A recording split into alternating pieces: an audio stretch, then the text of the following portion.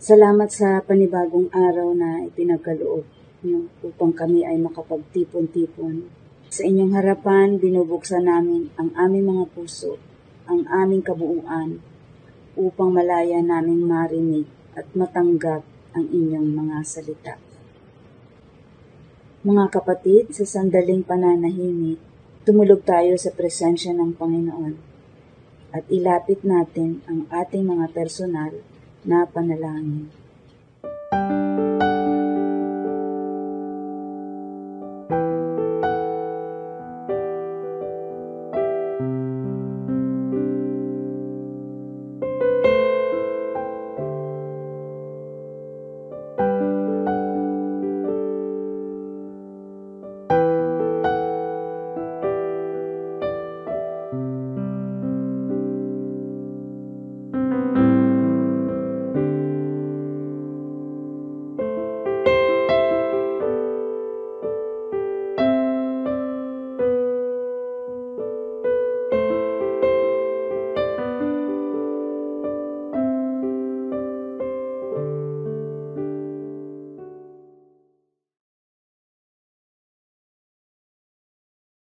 Psalm 100 verse 4.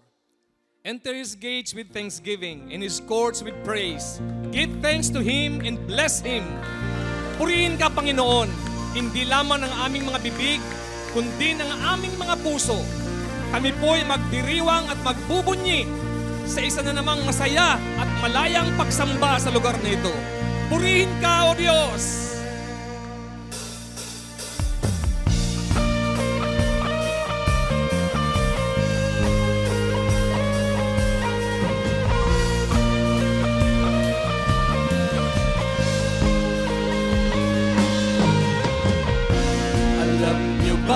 Sa ating pagpupuri sa Diyos, tayo'y nakalilikha ng pagtatagumpay sa kalaban.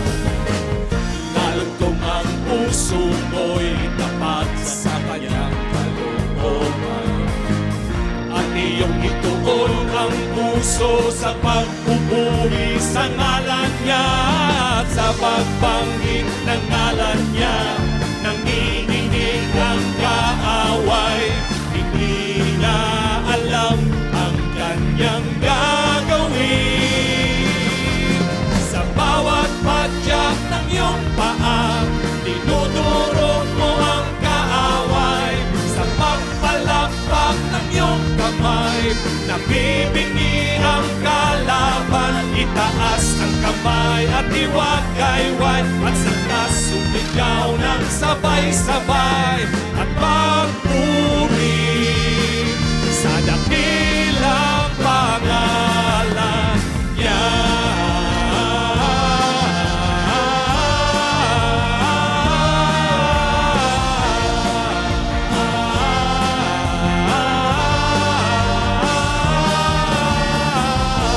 Alam niyo ba na sa ating pagpupuri sa Diyos, tayo'y nakalilikha ng pagtatagumpay sa kalaban.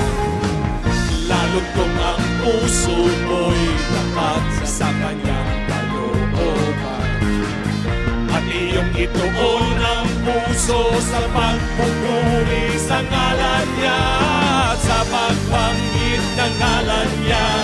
Nanginginig ang kaaway, hindi na alam ang kanyang gagawin.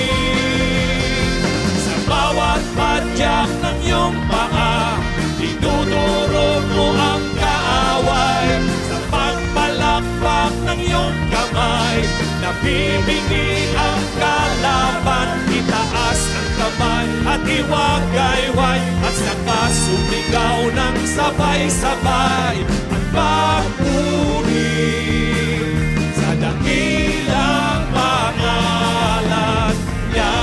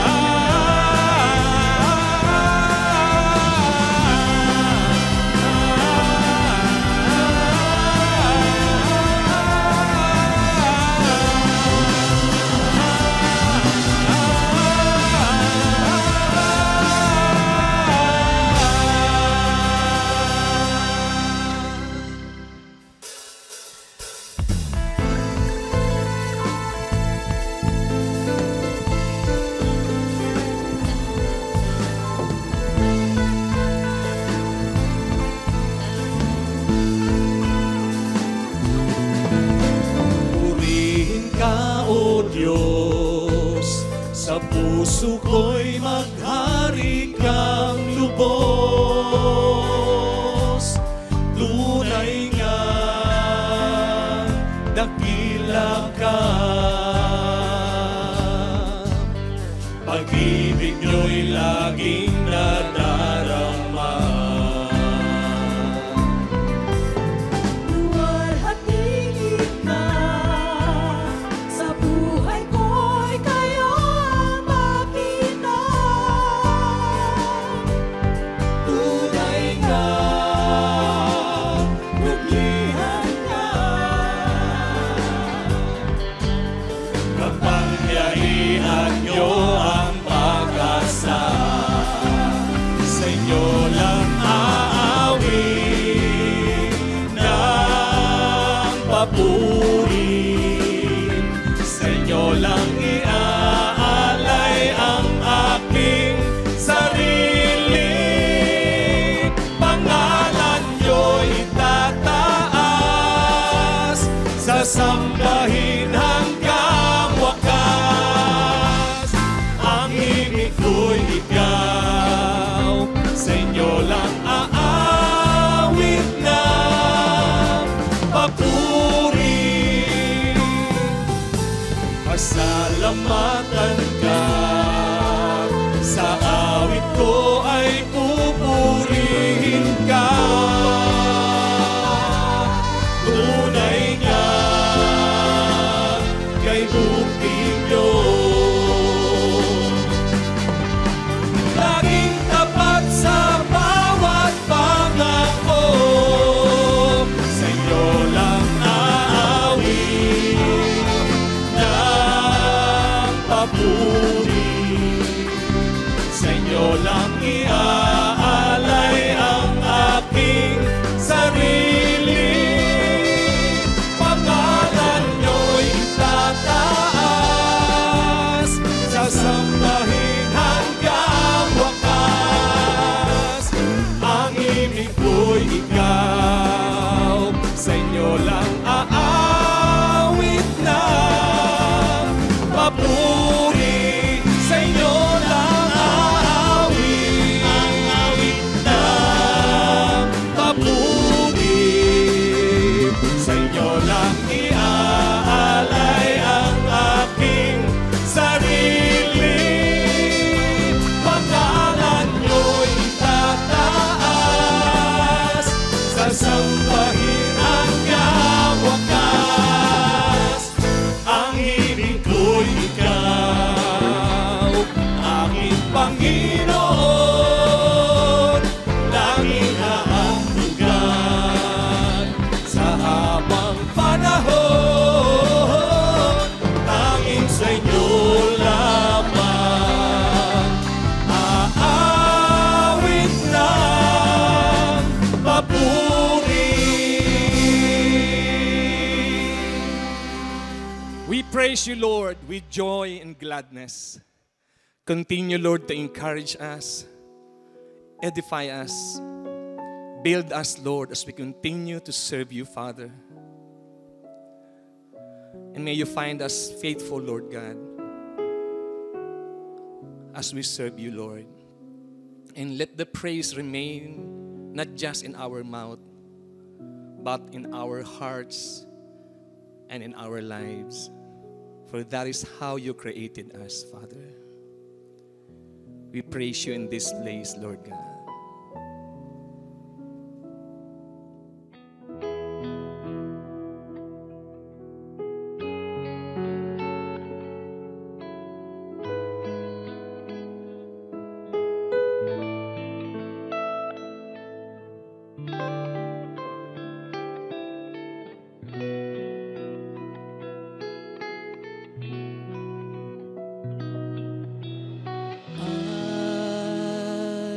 Made to praise you.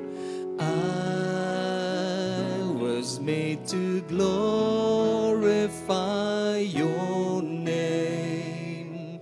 And every circumstance to find a chance to thank you. I was made to love you.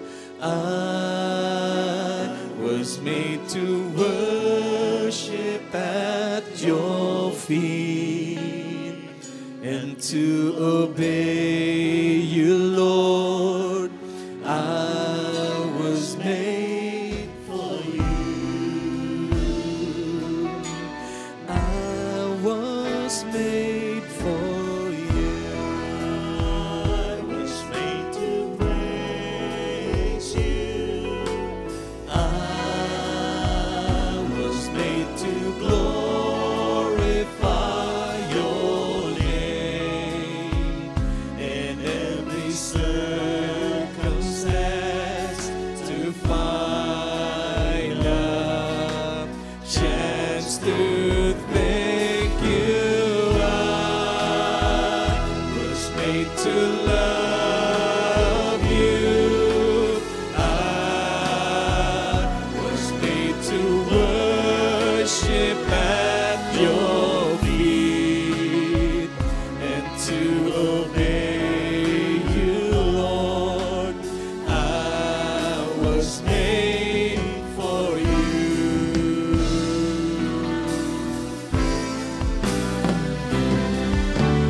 I will always praise you.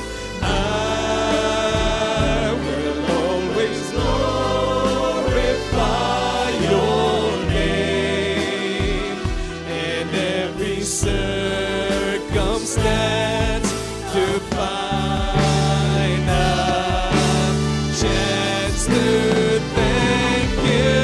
I will always love you. I will always worship at your feet, and I'll obey you, Lord. I was made for you.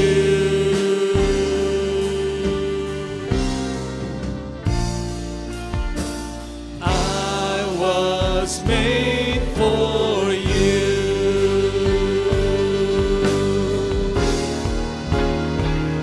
And we will praise you,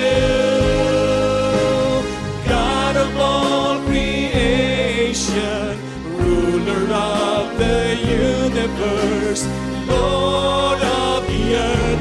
And we will praise you, mighty God in heaven. You alone are King. You alone are God. You alone are worthy of our praise. And we will praise you,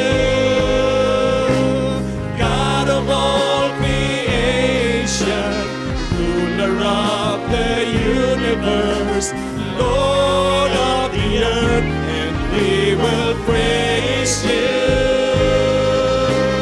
mighty God in heaven. You alone are King. You alone are God. You alone are worthy of our praise. You spoke the word, and all the words were made. Throughout the universe, your power you display. Through the endless ages, your glory will be known. For you are King eternal. You are enthroned. And we will praise you, God of all creation, ruler of the universe, Lord of the earth. And we will praise you, mighty God in heaven. You alone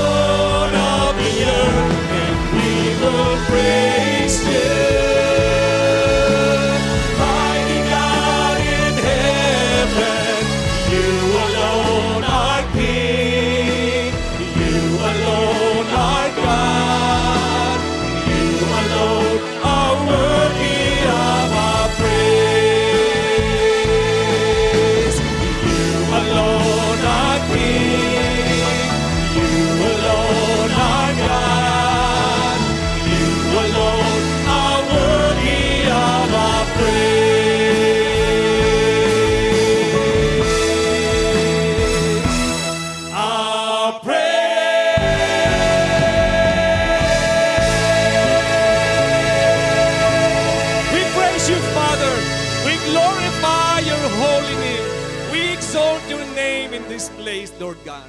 Thank you for your mighty presence, Panginoon. Patuloy ka pong manahan sa pakikinig namin sa inyong salita, O Diyos. Basbasan niyo po ang aming tagapagsalita at hayaan niyo po na maiparating niya sa amin ang mga nais niyong iparating sa amin, Panginoon. Ito po ang aming pagsamba at panalangin sa pangalan ni Jesus. Pagpapala po mula sa Panginoon ang bati ng inyong lingkod sa buong kapatiran.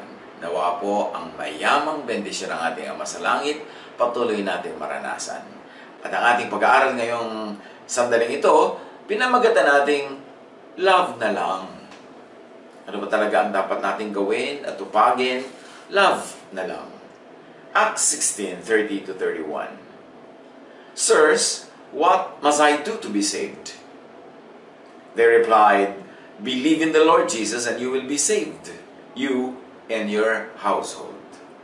Maraming levels, maraming kulay ang salvation, maraming hugis.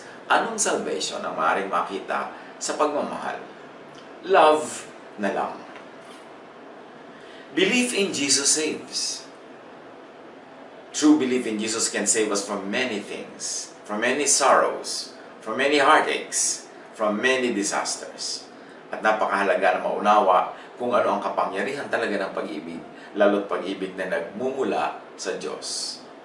Belief in what about Jesus? Ano ba tungkol kay Jesus ang dapat paniwalaan? Ano ba talaga ang uri ng paniniwala sa Kanya na nakapagliligtas mula sa maraming kapahamakan? Luke 7:36-50. One of the Pharisees asked Jesus to eat with him. Jesus went into the Pharisee's house and took a place at the table. So Pharisee, mga number 1 niya na kontrabida kay Jesus. Maraming conflict ang kanilang mga practices and teachings with the Lord's teachings and practices. So expect a scene. Magkakaroon ng eksena kasi Pharisee yung host, si Jesus yung guest. There was a sinful woman in that town. She knew that Jesus was eating at the Pharisee's house. So kita nyo agad yung mga karakter, Pharisee, self-righteous, condemning of sinners. And then here is Jesus who is loving of sinners, who is very caring and accepting. And then here is a sinful woman, branded as sinful. Knowing that Jesus was in the house of this Pharisee, what could stop her from going into that house? So may clash dito, no? Of characters, clash of ideas that they represent. A very, very colorful and a dramatic encounter is about to happen. Pupunta siya. So we expect a scene. Magkakaroon ito ng eksena. So the woman brought some expensive perfume in an alabaster jar. She stood at Jesus' feet, crying. Then she began to wash his feet with her tears. She dried his feet with her hair. She kissed his feet many times and rubbed them with the perfume. This is a very dramatic expression of the woman's emotions. Tigmak ng luha ang kanyang mukha. Umaagos ang luha mula sa kanyang mata. At itong luhang ito ay napakarami to the point na nahugasan na ang paa ni Jesus. At ang ipinamuna siya sa pang ito ay ang kanyang malagong buhok. At siya ay nandun nagpatira pa sa paanan ni Jesus upang itong very theatrical and cinematic and expressive eksena na ito ay maganap. What could drive a woman to do this thing? What would the other people say? When the Pharisee who asked Jesus to come to his house saw this, he thought to himself, if this man were a prophet, he would know that the woman who is touching him is a sinner. Ayan, nagkaroon na ng mga conflict. Habang umiiyak ang babaeng ito sa paanan ni Jesus, ito namang host, who is a Pharisee, was contemplating the scene across the table. At laman ang isip niya, kung totoong propeta ang Jesus na ito, dapat alam niyang maruming babae, masamang babae, ito humihipo sa kanyang paa. Dapat hindi niya ito payagan. We know that Jesus was invited to dinner, but now Jesus gets bitten for dinner. Perhaps he would be eaten for dinner if the people there would have their way. So kinikriticize na nitong host, yung kanyang guest, at yung nag-gate crash na babae. na hindi makontain ang kanyang sarili sa pagpapahayag ng kanyang nadarama kay Jesus. In response, Jesus said to the Pharisee, "Simon, I have something to say to you." So, alam ni Jesus ang iniisip nitong si Simon. Alam na alam niya kung anong pinag-iisip na malisyosong bagay nitong host niya. Simon said, "Let me hear it, teacher." Jesus said, "There were two men. Both men owed money to the same banker. One man owed him 500 silver coins. The other man owed him 50 silver coins. The men had no money, so they could not pay their debt. But the banker told the men that they did not have to pay him. Which one of those two men will love him more?" Simon answered, "I think it would be the one who owed him the most money." So nagbigay si Jesus ng isang example na kwento para mapalinaw niya ang leksyon na gusto niyang ituro. Dalawang lalaki may utang sa isang nagpautang. Pareho sila may utang pero hindi magkapareho ng halaga. Yung isa napakalaki ng utang at yung isa maliit lang naman. At ang tanong ni Jesus, pareho silang pinatawad sa utang nila, sino sa palagay mo ang magiging mapagpasalamat? Sino ang mas tatanaw ng utang na loob? Sabi ni Simon, syempre naman yung mas malaki ang utang na pinatawad. Kasi malaki ang naging kaligtasan niya mula sa malaki dapat na bayad. Jesus said to him, "You are right." So the lesson was simplified. Then he turned to the woman and said to Simon, "Do you see this woman? When I came into your house, you gave me no water for my feet, but she washed my feet with her tears and dried my feet with her hair." Ibinaling ni Jesus doon sa nangyayari sa hapagkainan na yon, sa bulwagan na yon, yung kwento. Sabi niya, okay, tama ka, yung malaki ang pagkakautang na pinatawad ang mas tatanaw ng mas malaking utang na loob. Mas magiging mapagpasalamat. O tingnan mo tong babaeng ito. Sabi niya, nakita mo ba yan? Ako pumasok sa bahay mo, hindi mo ako binigyan ng tubig panghugas ng paa ko. And that was the tradition in those times. Pag may taong dumating sa bahay mo, bibigyan mo ng tubig panghugas ng paa niya kung hindi mo siya masyadong pinapahalagahan. Pero kung pinapahalagahan ng host yung host mismo ang maghuhugas ng paa ng guest. So sabi ni Jesus, mabuti pa tong babaeng ito Luha pa nga niya, pinahugas niya sa paa ko. Ikaw na host, hindi mo ko hinugasan ng paa, hindi mo ko bigyan ng pangsarili kong hugas ng paa. Kasi sa tingin mo, maliit lang ang kasalanan mo. Maliit lang ang kailangan mong hinging tawad sa Diyos. Kaya ganyan ang ugali mo. Itong babae, alam niyang malaki ang kasalanan niya, kaya mas humble siya at mas malaki ang kanyang pagpapasalamat. Sabi niya, "No water from you, but from her, lots of tears." At sa pagpapatuloy ni Jesus, "You did not greet me with a kiss, but she has been kissing my feet since I came in." Standard sa mga tao ng unang panahon na yon, sa lugar na yon, na nag-greet sila ng kiss sa cheeks. At kitang-kita natin ang pagmamalaki nitong host na Pharisee, hindi niya hinalikan si Jesus sa pisngi, which was the standard greeting. Samantalang sabi ni Jesus, itong babaeng ito, "Lots of humble kisses, not on my cheeks, but on my feet." Sobra ang kanyang pagpapakumbaba, ikaw naman sobrang pagmamataas. Kasi mataas ang tingin mo sa sarili mo. Ang tingin mo sa sarili mo, mas mataas kaysa sa akin, kaya hindi mo pa dapat halikan. At ang tingin mo, wala ka namang kasalanan o napakakonti ng kasalanan mo, kaya hindi ka kailangan magpakumbaba. "You did not honor me with oil for my head, but she rubbed my feet with her sweet-smelling oil." Again, standard na pag may dumadating na bisita, lalagyan mo ng oil sa kanyang ulo. At hindi ito yung oil na malagkit na dito sa ating bansa ay parang mahirap naman na nilagyan ka pa ng oil, baka lumagkit ka. Yung oil ay mabango, madali mag-evaporate at maganda ang effect sa iyong ulo o sa buhok mo kung saan man siya ipinahid. Pero sabi ni Jesus, kahit na mumurahing oil lang, hindi mo ko binigyan, hindi mo ko pinahiran sa aking ulo, sa aking noo. Pero ang babaeng ito, high-grade oil, essential oil, mahal na oil. Ang kanyang ibinuhos, hindi sa aking ulo, kundi sa aking paa. hindi niya itinuturing ang sarili niya karapat-dapat na sa ulo ko magbuhos, sa pisngi ko humalik. Kaya sa paa ko ginawa, sa pinakamababang bahagi ng aking katawan, doon niya ginawa ang kanyang pinakamataas na pagpupuri. Dahil malaki ang kasalanan niya, dahil kinikilala niya yon, at ikaw hindi mo ginawa sa akin yan, dahil malaki ang pagtingin mo sa sarili mo at minamaliit mo ang iyong kasalanan. I tell you, sabi ni Jesus, that her many sins are forgiven. Napakalaki naman na naging benepisyo ng babaeng yon. Hindi dahil nagbuo siya ng pabagong mamahalin, hindi dahil umiyak siya doon, kundi dahil sa puso niya na pinanggagalingan ng ganong uri ng pagtanaw ng utang na loob kay Jesus. Ganong uri ng damdamin that she was sorry for her sins. At ganong uri ng pasalamat sa Diyos na nakatanggap siya ng pagpapatawad mula kay Jesus, na si Jesus ay dumating sa kanyang buhay, at siguradong hindi lang yun ang first encounter nila dahil alam na niya kung sino si Jesus. Handa na siya magbigay ng kanyang papuri, ng parangal, ng kanyang pabango. So nakatanggap na siya ng pagpapatawad, nakatanggap na siya ng pagpapala mula sa Diyos sa pamamagitan ni Jesus. Kaya siya naging ganon.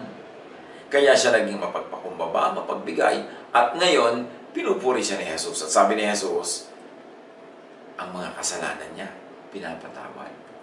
Ang laki ng benepisyo na nakuha niya dahil siya'y nagpahayag ng pag-ibig. The loving act brought her much needed forgiveness. Or the forgiveness brought about the loving act. Kahit cyclical yan, alin man ang nauna. Pinatawad siya, kaya siya naging mapagbigay. O na mapagbigay siya, kaya siya pinatawad.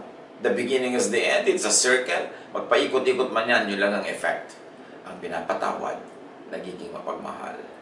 O ang mapagmahal, pinapatawad. This is clear because she has showed great love. Sabi ng verses. People who are forgiven only a little will love only a little. So here, love is proportionate to the forgiveness received. Or forgiveness is proportionate to the love given. Again, pwedeng circle. The beginning is the end. Paikot-ikutin mo man, yun din ang ending. Then Jesus said to her, your sins are forgiven. So nauna ang act of love, then forgiveness, or kahit panauna pa yung forgiveness sa ibang okasyon, this is affirmed and confirmed and assured because of the loving act. Sa pagpapatuloy ng kwento, the people sitting at the table began to think to themselves, who does this man think he is? How can he forgive sins? Well, the people problematized the matter instead of learning about it and learning from it and benefiting from it. Jesus said to the woman, because you believed, you are saved from your sins. Go in peace. Ang ganda. Paulit-ulit na sinabi ni Jesus, you are forgiven. Una, sabi niya sa mga nanonood, she is forgiven. And then sabi niya sa babae, you are forgiven. Because you believed, you are forgiven. Go in peace. Yun ang bonus. Hindi lang siya forgiven. Nalinaw sa kanya na forgiven siya. And therefore, magkakaroon na siya ng kapayapaan. Hindi na siya magigilty, hindi na siya matatakot, hindi na siya iiwas sa mga tao, at tatanggapin niya yung kapahingaan ng puso, ng isip, ng damdamin. Because she was forgiven. Because she was loving. She believed in forgiveness by faith, not by sacrifice. Nakita natin, wala siyang ginawang religious sacrifices. Kahit yung pabango was not a sacrifice, it was a very practical offering to Jesus because that was the custom of their time. Yung bibigyan ka ng oil, pupunasan ng iyong paa. It was not a religious sacrifice. Hindi siya nagpunta sa templo para mag-alay ng mga hayop, ng mga dugo ng hayop, para mapatawad ang kanyang mga kasalanan. No. She believed in forgiveness by faith. Na pag naniwala lang siya kay Jesus, she'd be forgiven. And she believed in Jesus as the author and dispenser of forgiveness. Hindi yung templo, hindi yung mga priest, hindi yung Pharisee. Nakita nyo, hindi siya pumunta doon sa Pharisee man lang na may-ari ng bahay. Kaya Jesus siya talaga nagpasalamat. She believed in being made innocent, not guilty, by Jesus' suspension of the law that condemns. Ganon kaya kalalim ang pagiging pangunawa niya, hindi natin alam. Malay natin. Pero alam natin, dalawa yung forgiveness na yan. Parang paikot-ikot din as circle yan eh. May kasalanan ka, pinatawad ka, di forgiven ka na. Or, kinancel yung law that makes you sinful, di consider din na forgiven ka. Wala ka na rin kasalanan. In both cases, Jesus is the agent of that blessing. Jesus is the channel of that blessing. The cancellation of the law so that you will not have to be called sinful, or the forgiveness according to the requirements of the law. Jesus paid for the forgiveness of sins. Kaya talagang Savior siya. Maraming lesson ang kwentong ito. But the woman did not really know what to do. Nabalitaan niya, darating si Jesus. Hindi niya alam kung anong gagawin niya. Hindi naman siya religyosa. Hindi naman siya laging nandun sa temple. And besides, she was obviously an outcast. So wala siyang alam gawin kung paano mapiplease ang Diyos, kung paano pasasayahin si Jesus. So ginawa lang niya yung pinaka-natural thing to do according to their culture and according to her means. She went and poured perfume on Jesus' feet. She did not know how to deal with her burden. Kaya nga siya iyak ng iyak eh. Wala siyang developed theories, wala siyang mga philosophies in mind, what to do, wala siyang ritual na alam. Hindi niya alam, kaya nag-iiyak siya doon. Ginawa na lang niya the most natural thing to do to express her love and gratitude. She did not go through elaborate religious rituals or ceremonies. She did not go through acts of repentance as required by the religious all the time.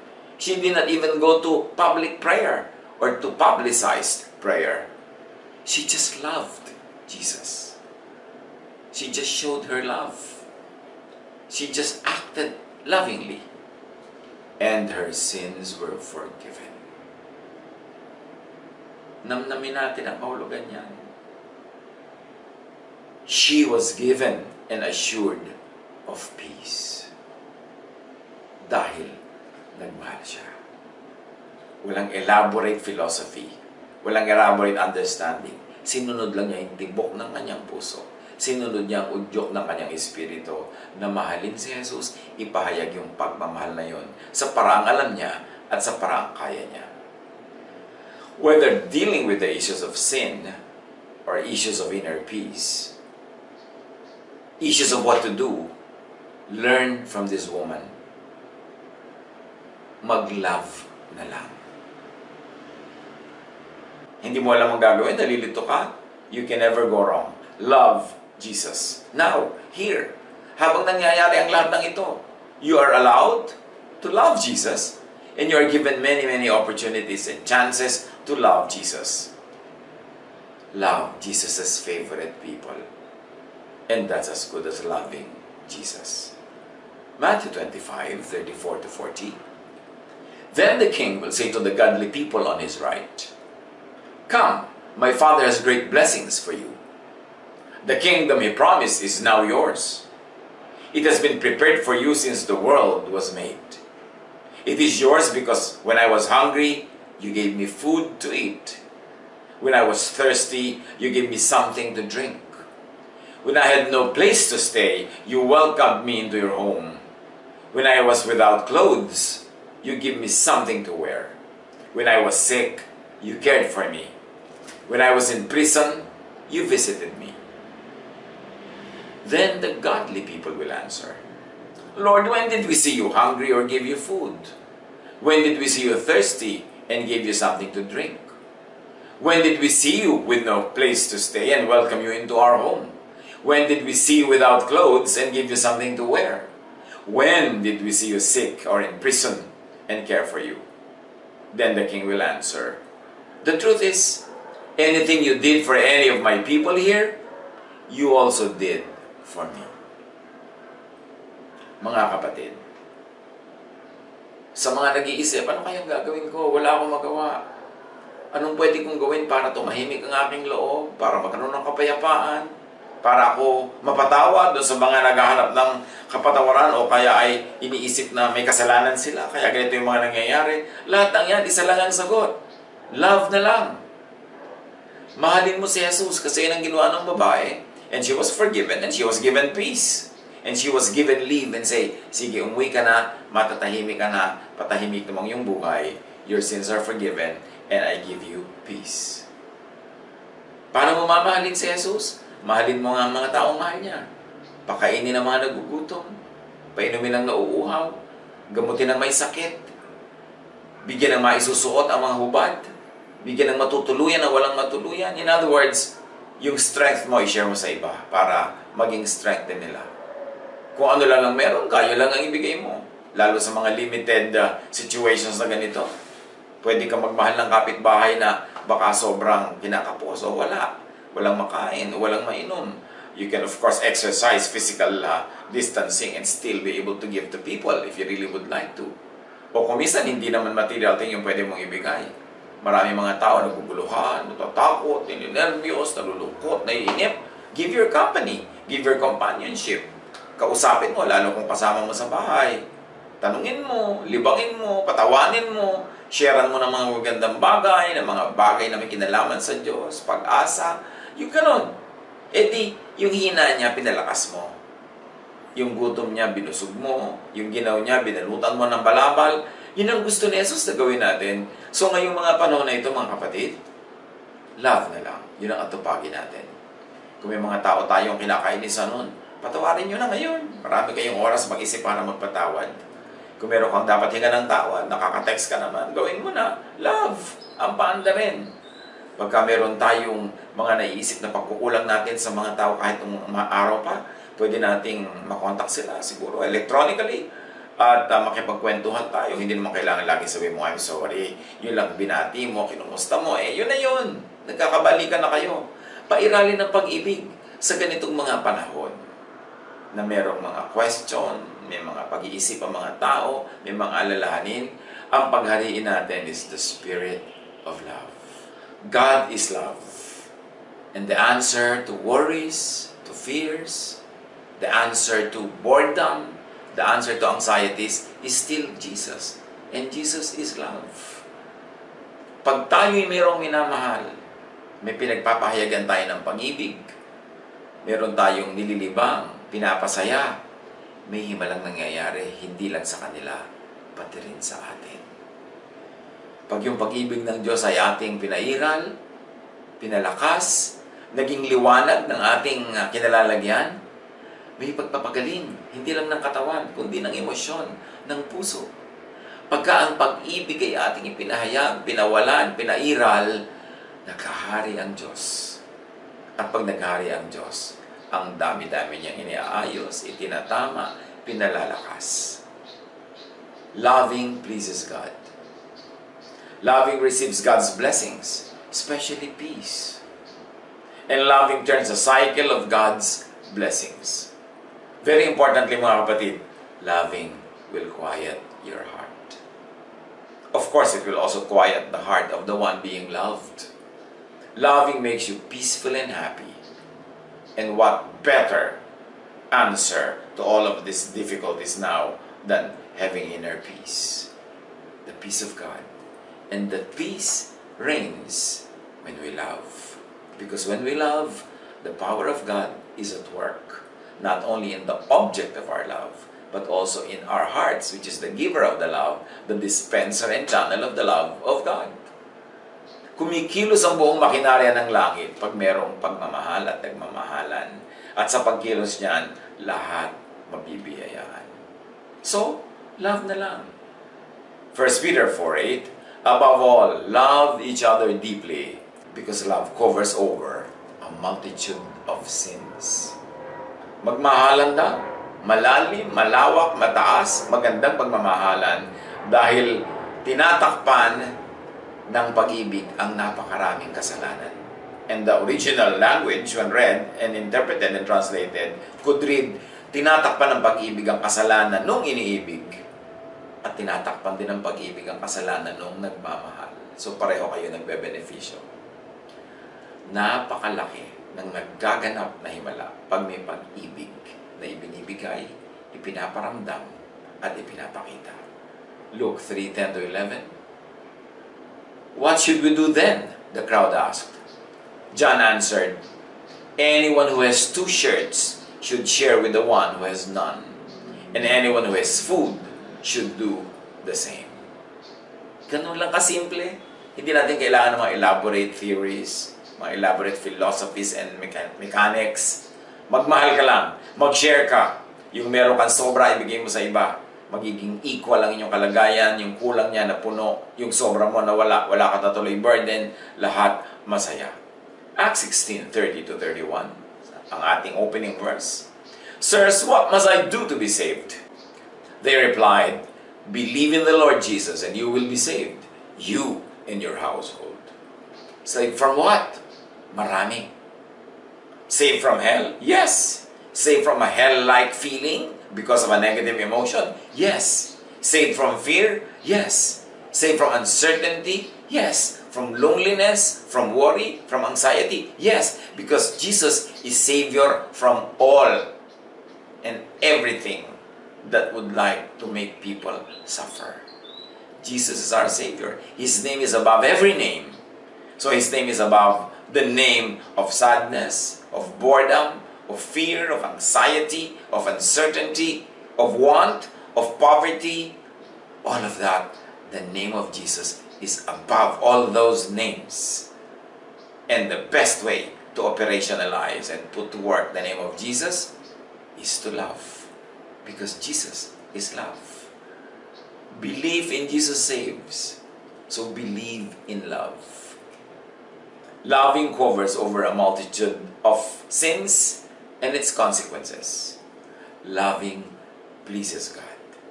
And when God is pleased, who can stop God from blessing us? Loving brings about peace, which is what we need. Loving saves. Pagka ang tao ay nagmamahal, nalilimutan niya ang selfishness, nalilimutan niya ang sarili, nalilimutan niya ang fear, nalilimutan niya ang mga anxieties, ang mga kung ano-anong bumabagabag sa kanya. Therefore, love heals. Love heals the lover's mind and lover's heart. Pero ang pinakamahalagang panlaban sa sakit, a peace of mind, a quiet heart. At kung pwede pa maging happy heart, joyful heart, cheerful heart, kasi yan hindi tatabla ng mga sakit. Kung ikaw ay punong-puno ng kaligayahan ng Panginoon, nanalig, tahimik ka, nagmamahal, nag-uumapo ka sa pagbibigay, there is no space for outside forces to conquer your health, your body, your emotion. So, mga kapatid, love na lang tayo. Umimbento tayo ng mga paraan, maghanap how we can be loving or more loving. At sa pag-exercise natin ng pagmamahalan, pagtutulungan, pag-ibig, gumagaling tayo. Gumagaling ang ating kapwa. Natutuwa ang Diyos at umaandar ang makinarya niya ng blessing. God bless you. Love na lang.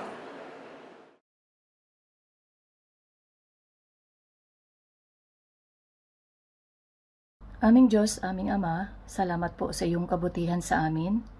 Salamat po sa mensaheng nagbigay ng kaliwanagan na ang pag-ibig mula sa iyo ang katugunan sa lahat ng kabigatan ng mga tao.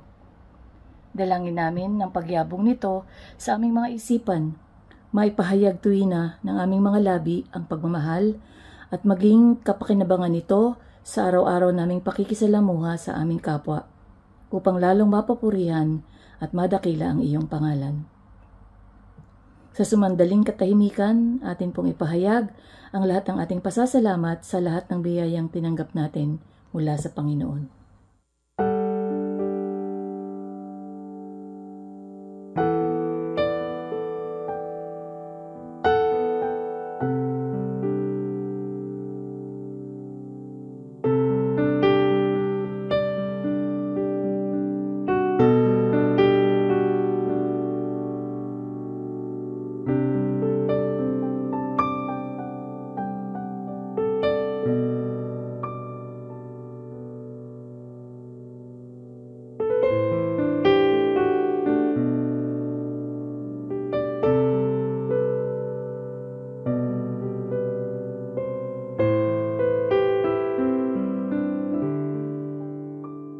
Sa paghahandog po namin, aming Ama, kalakip po nito ang buong pusong pasasalamat at hangarin na magamit ang lahat ng ito sa pagpapalawak ng iyong kaharian dito sa lupa. Ito po yung aming dalangin Sa pangalan ni Jesus.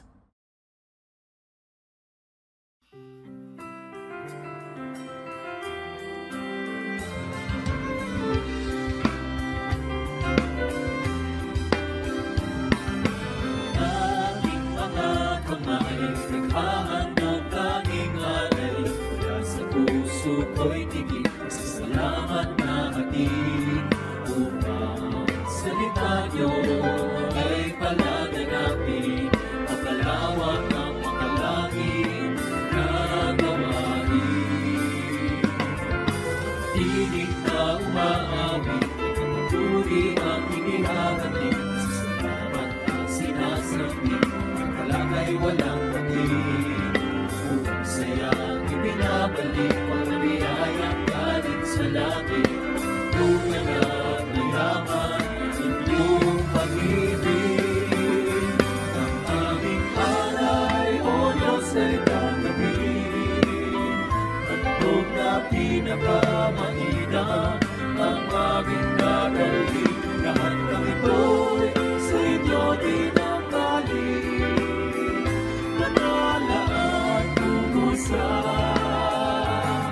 inyong gawain. Aming alay, O Diyos, ay tanggapin. Handog na pinakamainam ang aming dadalhin. Lahat ng ito'y sa inyo dinamdalin. Nakalaan tungo sa inyong gawain.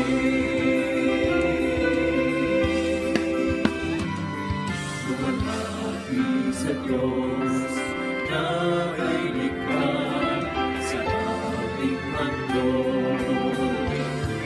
Alagod kayo naman siya naman.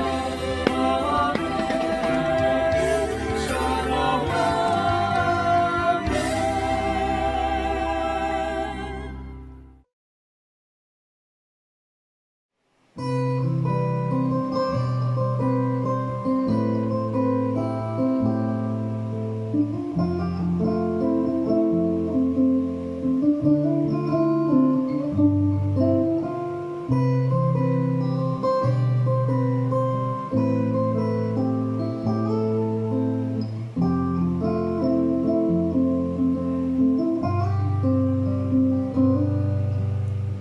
Sa buhay ko, ikaw ang bukas. Sa lahat ng suliranin ko, ikaw siyang lunas. Sa puso ko, ikaw ang nais. Pag-ibig mo, Diyos, hukay tamis.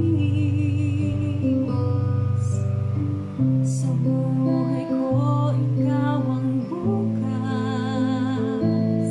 Sa lahat ng suliranin ko, ikaw siyang lunas. Sa puso ko, ikaw ang nais. Pag-ibig mo, Diyos, hukay tamis. Napakasarap magpuri sa kandungan mo. Lahat ng nais ng puso'y matatagpuan sa'yo. Napakasarap magpuri sa kandungan mo. Wala nang alalahanin pa. Nakapaligid man ang problema. Basta't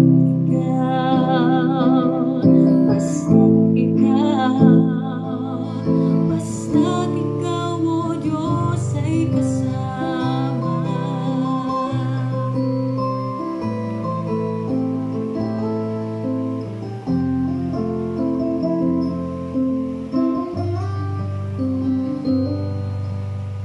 Sa buhay ko, ikaw ang bukas.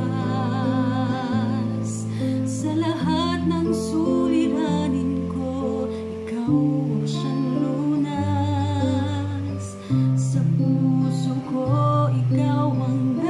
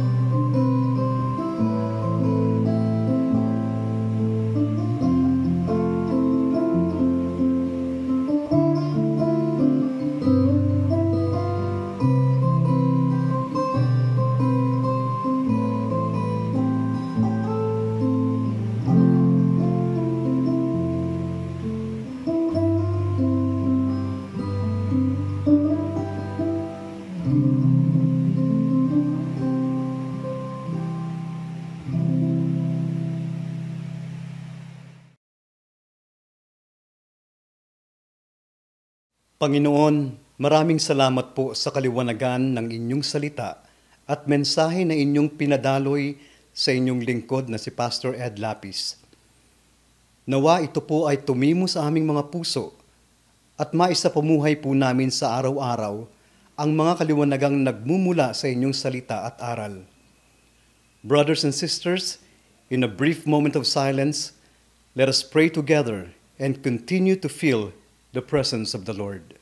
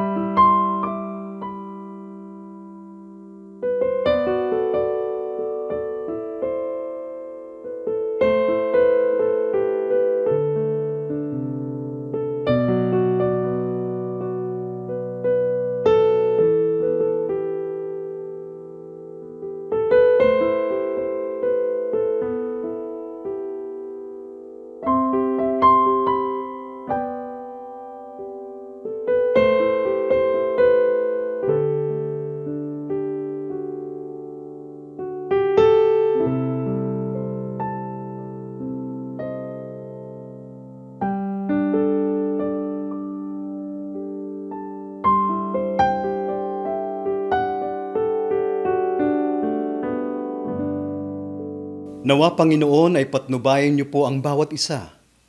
Pagpalain po ninyo ang bawat buhay at naway ang pag-ibig na nagmumula sa inyo ang maghari sa puso ng bawat isa. Sa Kanya na makagagawa ng higit pa kaysa maaari nating hilingin at isipin, sa pamamagitan ng Kanyang kapangyarihang kumikilos sa atin, sa Kanya nawa ang kaluwalhatian sa pamamagitan ng Iglesia at ni Kristo Jesus sa lahat ng salinlahi magpakailanman.